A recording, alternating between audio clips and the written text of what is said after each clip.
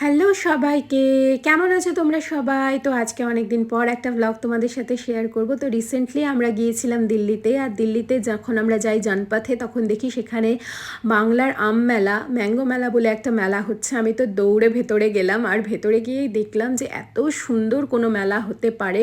কী যে সুন্দর এক একটা স্টল এসেছে না, কি বলবো। পশ্চিমবঙ্গের বিভিন্ন জায়গার থেকে বিভিন্ন যেই সমস্ত স্পেশাল জিনিসগুলো আছে সেই সমস্ত জিনিসের স্টলগুলো। এই দেখো, এখানে পটচিত্র থেকে শুরু করে কাঠের পুতুল, বাঁশের জিনিস, বেতের জিনিস, বিভিন্ন রকমের জিনিস, আর প্রত্যেকটাই এতটা সুন্দর যে আমি না নিয়ে থাকতে পারছিলাম না। তো যাই হোক, আমি সব কিছু স্টল থেকেই ছোট ছোট একটা করে জিনিস নেওয়ার চেষ্টা করেছি। এই দেখো, এই ঝুড়িটা আমি নিয়েছি।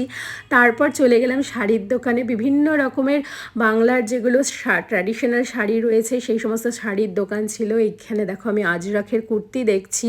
তারপর আমি বিশ্ববাংলা স্টলে গিয়ে স্বর্ণচুড়ি, বালুচুড়ি, কাঁথা স্টিচ, সুতির শাড়ি, বিভিন্ন রকমের শাড়ি দেখছি। তো এইটা ছিল শাড়িঘর। এখান থেকে আমি একটা শাড়িও নিয়েছি। ওরা হচ্ছে অনলাইনেও বিজনেস করে। তোমাদের যদি নাম্বার লাগে আমাকে কমেন্ট করো, আমি তোমাদেরকে দিয়ে দেবো। ভীষণ সুন্দর শাড়ির কালেকশান। তারপরে একটু বাউল গান হচ্ছিল, কিছুক্ষণ দাঁড়িয়ে বাউল গান শুনে তারপর আমি চলে গেলাম এখানে মিষ্টির দোকানে। বিভিন্ন রকম জায়গার মিষ্টি ছিল। তারপর ছিল স্পেশালি মালদার আমের দোকান। সেই আমের দোকান থেকে ছিল আমসত্ত্ব, আমের আচার। তো আমরা সেগুলোও নিয়ে নিলাম, তারপরে আম খেলাম। ব্যাস এই ছিল। কেমন লাগলো তোমাদের জানিও। টাটা।